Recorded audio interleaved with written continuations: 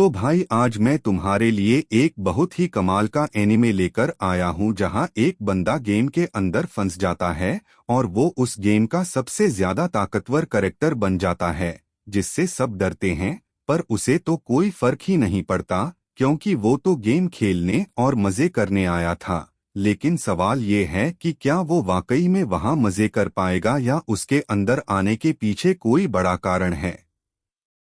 तो चलो भाई देखते हैं कि इस एनिमे में होता क्या है। तो कहानी शुरू होती है एक लड़की लूफस से जो कि बहुत ज्यादा गुस्से में होती है और कसम खाती है कि वो इस दुनिया की सबसे ताकतवर इंसान बनके सारी इनइक्वालिटी और इनजस्टिस को खत्म कर देगी। और फिर सालों बाद का सीन दिखाया जाता है जहां लूफस पहले ही बहुत सारे लोगों को मार चुकी होती है, लेकिन अभी भी कुछ लोग उसके रास्ते में खड़े होते हैं जो उसे हराने के लिए किसी भी हद तक जा सकते हैं।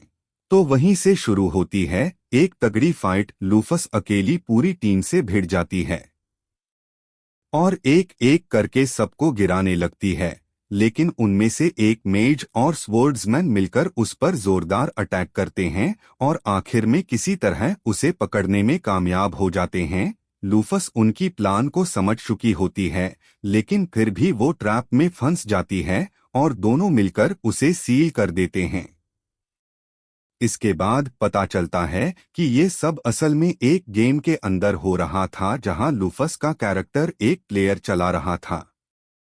वो हार जाता है और तभी उसकी स्क्रीन पर एक अजीब सा मैसेज आता है, रुको जरा, ये मैसेज कंपनी की तरफ से आया है क्या? मेरा कैरेक्टर तो डेविल किंग जितना स्ट्रांग हो चुका है, शायद कंपनी कुछ नया प्लान कर रही है। और बिना कुछ सोचे वो एक्सेप्ट पर क्लिक कर देता है और बस अगले ही पल जब वो आंखें खोलता है तो पाता है कि वो खुद लूफस के शरीर में पहुंच चुका है।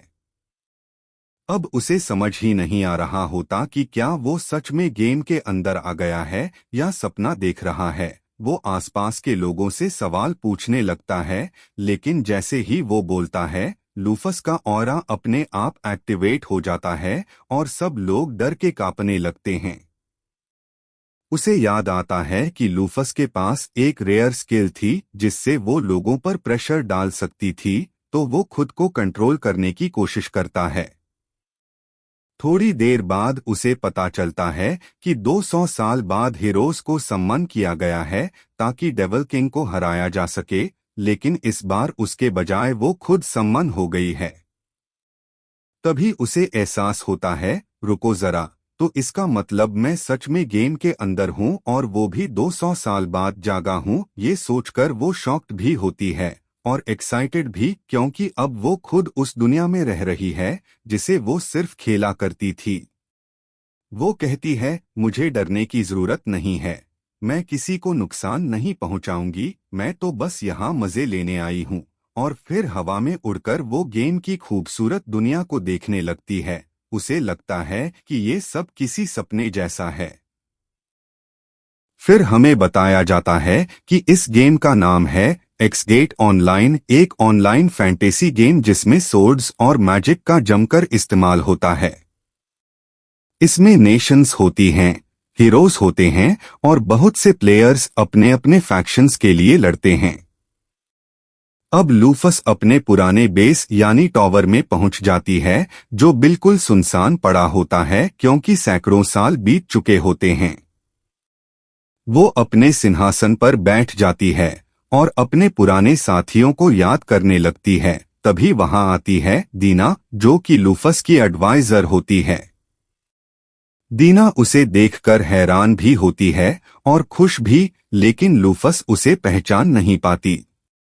जब दीना बताती है कि वो उसकी बनाई हुई एनपीसी है तो लूफस स्टन्ड रह जाती है, मतलब मैंने जिसे सिर्फ कोड में बनाया था वो अब सच में जिंदा है।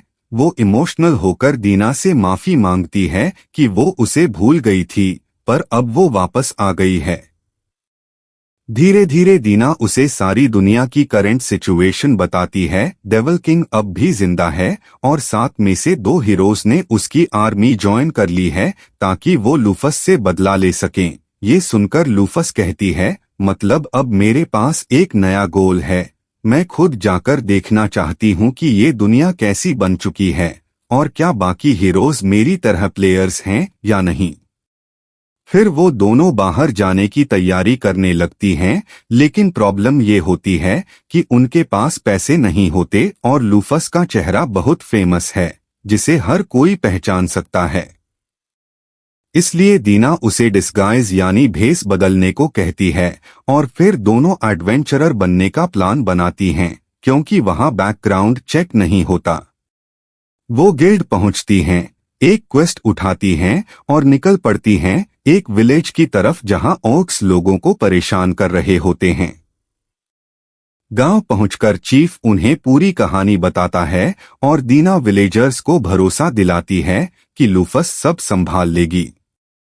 फिर वो ओक्स के हाइडआउट में पहुंचती हैं, जहां लूफस अपने मैजिक से सैकड़ों तलवारें सम्मन करती है और गार्ड्स को चुटकियों में खत्म कर देती है। लेकिन तभी पूरा ओआरसी आर्मी उसे घेर लेता है, उनका किंग भी आ जाता है और पूरी ताकत से उस पर हमला करता है। लेकिन लूफस के लिए वो सब जैसे बच्चे हों, उसकी नजरों में उनकी मूवमेंट्स स्लो लगती हैं और उनकी ताकत नगण्य। वो एक ही झटके में पूरे आर्मी के सिर उड़ा देती है और आखिर में उस ओआरसी किंग के पास जाकर बस टच करती है और उसका सिर हवा में उड़ जाता है। वो कहती है ये लड़ाई नहीं थी, ये तो कत्लेआम था, और इसके साथ ही ये एपिसोड खत्म हो जाता है। अब भाई तुम बताओ, तुम्हें ये वाला एपिसोड कैसा लगा और क्या हमें इसका अगला पार्ट लाना चाहिए या नहीं।